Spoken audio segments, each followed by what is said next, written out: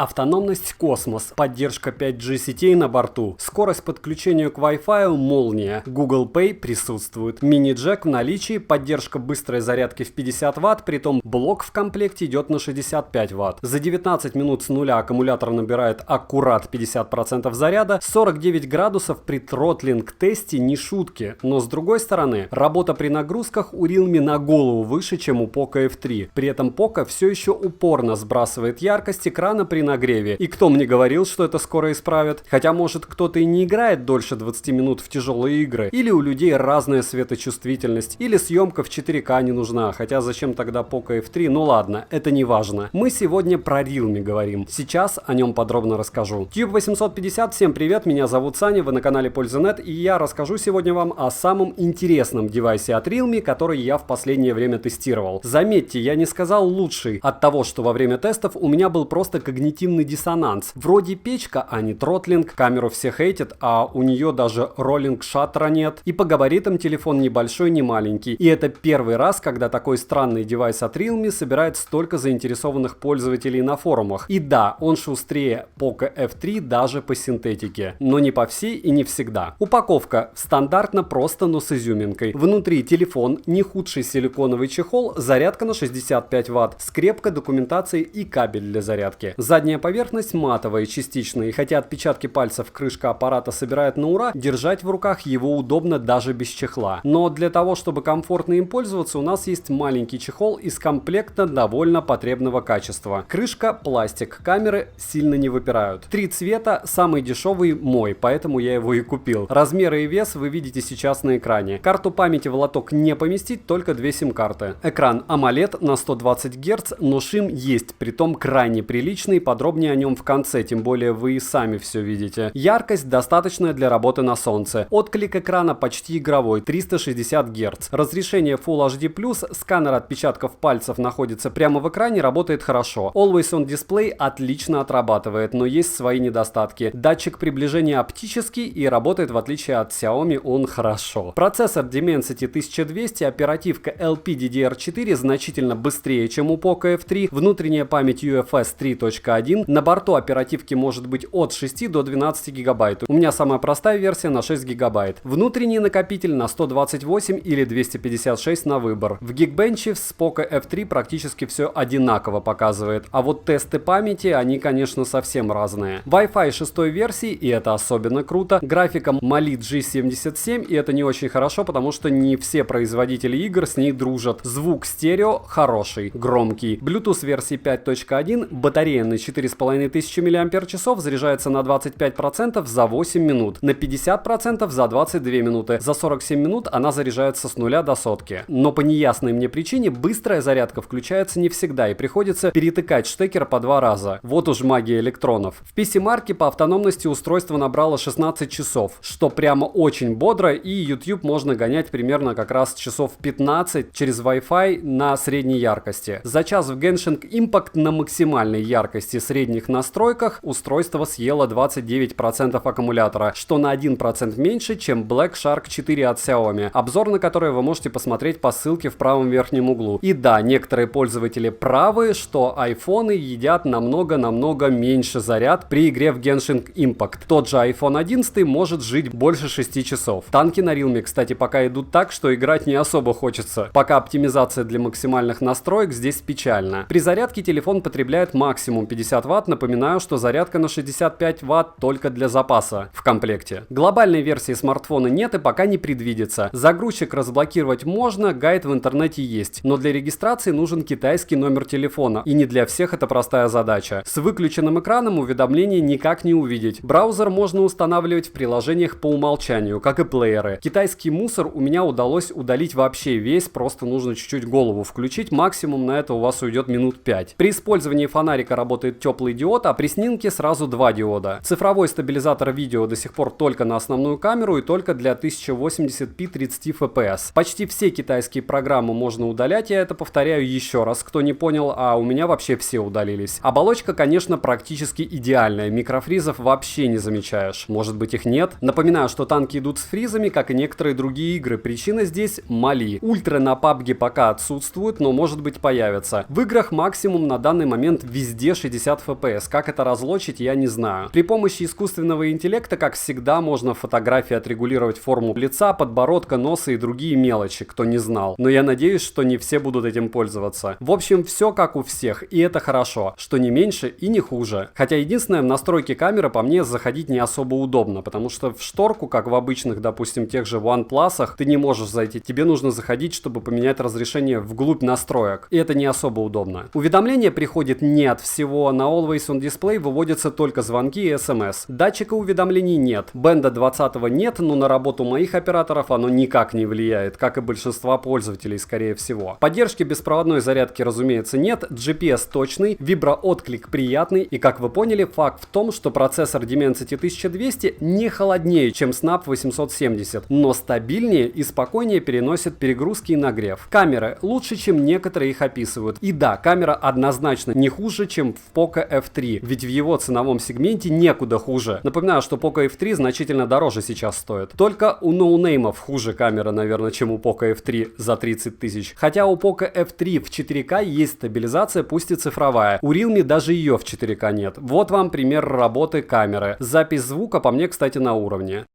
Realme GT Neo, селфи-камера, вот так примерно она будет отрабатывать. И, кстати, не совсем плохо, понятно, что со светом беда. Стою я в тени, и насколько хорошо она стабилизирует изображение при движении, вы сейчас видите. По большому счету снимать можно, даже неплохо. Так, никаких украшалок не стоит, то есть все, что неровно, должно быть сейчас на картинке неровно. Вот так она будет вас снимать, если вы решите снимать без украшалок. Realme GT Neo 4K 60 FPS, пример работы камеры. Стабилизации, как вы видите, здесь фактически никакой. Автофокус 4К 60 FPS и есть раз, есть два, есть три, есть 4. Как видите, в данном разрешении автофокус конкретным образом притормаживает, что неудивительно. Ждем, ждем, все еще ждем, есть.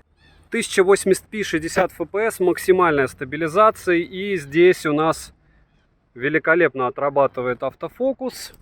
Пробуем пробежаться. Вот так примерно будет отрабатывать камера, если вы будете снимать с одной руки.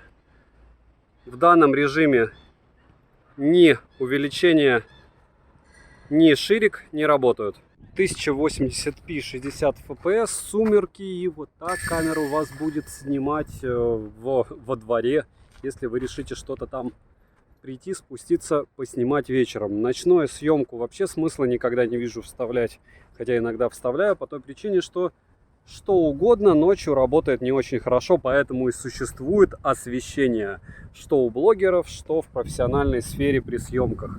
Нет идеальных камер для ночных съемок в принципе. Мини-джек есть, инфракрасного порта нет. Напоминаю, что здесь не продуман Always On Display до конца и нет индикатора состояния. Резюмирую, пока не прилетел DC-димминг на эту модель, который есть почти во всех аппаратах Realme, брать я его не советую. Аппарат пушка, но глазам будет больно и неприятно, скорее всего. Если даже вы не заметите, возможно, это очень плохо отразится на вашем зрении в перспективе. Я встречал аппараты и с худшим шимом, но это не значит, что подобное безопасно.